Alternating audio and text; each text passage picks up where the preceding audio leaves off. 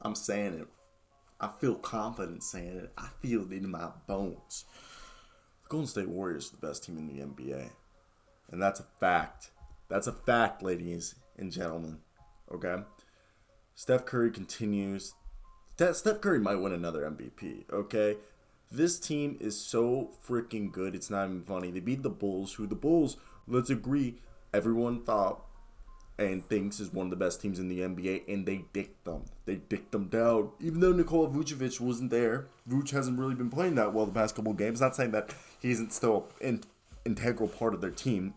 I mean, they went against Tony Bradley in a combination of Alize Johnson. I mean, we saw the Chicago Bulls go deep into the bench trying to stop this Warriors team. This Warriors team forced this team to shoot 30% from three. This Warriors team out-rebounded the Bulls 47-38, okay? And one thing people don't realize about this Warriors team is how good they are, okay?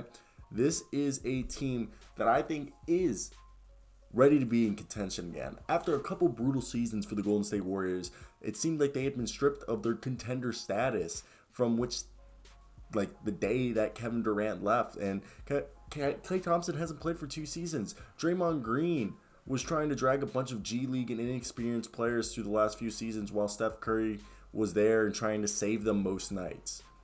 Now, the Warriors have a stocked roster with more veterans that fit their style of play, and the Warriors are so good, and they look like the same team before Kevin Durant went there. They're a top 10 offense. They've been by far the best defense in the entire NBA, and their only knock on their resume is allegedly they haven't had a tough schedule. But right now they're starting their tough schedule, and they've been dominating bad teams how they should be, and they're winning against good teams that they used to do. So the Warriors have moved back into the contender status, in my opinion. Andrew Wiggins is the perfect third fiddle. And then Jordan Poole, he's the second fiddle. The first fiddle, Steph Curry, okay? And the thing is when you look like this, first off, Andrew Wiggins arguably is one of the best shot blocking wings in the entire NBA. And he's a phenomenal perimeter defender. This man, yeah, he had 15 points for tonight, and he was 0 for 4 from 3. Jordan Poole had 14 points, and they went deep into the bench. Like, I'm talking deep, okay? I mean, granted, they, played a lot of the bench because they were winning by so much. But they had 12 guys go out there. We saw some Kuminga. He had 8 points. Kuminga was a little fun to watch. We saw Moses Moody get 2 points. Gary Payton. Can we get, a video of all the dunks that Gary Payton has done? Gary Payton is a menace. Gary Payton can fly. Gary Payton has found himself in the league in a commodity, okay? So, look, the Golden State Warriors are annihilating their competition, okay? Their net rating is plus 13-1. They'll come back to earth at some point, but this team is good. They're deep. They're fast. They're led by an all-time great Hall of Famer in Steph Curry. And the speed they play with is the first time you realize, they're so fast. And once they add Klay Thompson to this running gun bunch, we're going to see some 2014 and 2015 flashbacks, okay? People are going to be like, oh my God, I ain't remembered this, okay? I didn't remember this. And, this is why the Golden State Warriors are so good. They didn't necessarily transform their roster by signing free agents. Besides the additions of Andre Iguodala and Otto Porter Jr., who have been crucial to their success so far this season, the two immediate that come to your mind is Damian Lee, Gary Payton II. They've been studs, okay? Starting guard, Jordan Poole was a first-round pick a couple seasons back, and he was always projected to be a high-level scorer. Gary Payton and Damian Lee have been much difference makers for the units, okay? Because people could even look to how they used Michael Mulder last year, or look back to how they rejuvenated the careers of Glenn Robinson III and Al Burke.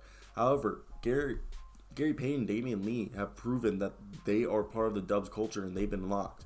Lee's averaging 12 points a game right now, the second most of his career. But it's the most. What's interesting about it is Lee is a phenomenal 40% sharpshooter, and he has a 6.7 net rating with over 60% true shooting. The same improvements we've seen from Damian Lee, we've seen on an even greater extent with Gary Payton II, who's a highlight reel player, a walking highlight reel.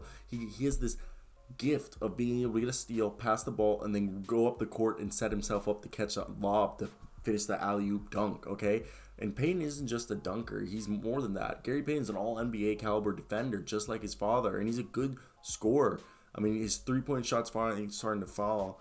And look, he signed with the Warriors at the end of last season. He only played 10 games. He played more games this year than he did last year.